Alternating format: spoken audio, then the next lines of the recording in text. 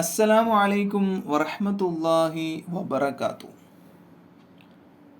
ഒരു ചെവി സ്വപ്നം കണ്ടാൽ, ഒരു ചെവി കേട്ടോ, രണ്ട് ചെവിയല്ല, ഒറ്റ ചെവി എന്തായി സ്വപ്നം കണ്ടു. രണ്ട് ചെവി ആകുമ്പോൾ അതിൻ്റെ വ്യാഖ്യാനം മാറും.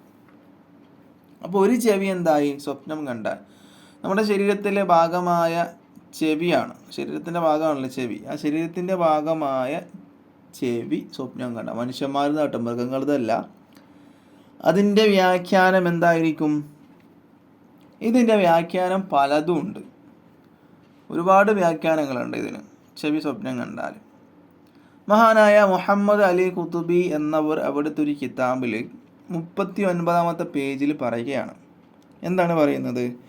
ഉറക്കിൽ ഒരാൾ മനുഷ്യന്മാരുടെ ചെവി, മൃഗങ്ങളുടെ ചെവി എന്നല്ല പറയുന്നത്, മനുഷ്യന്മാരുടെ ചെവി എന്തായി സ്വപ്നം കണ്ടാൽ അതിൻ്റെ വ്യാഖ്യാനം എന്താ?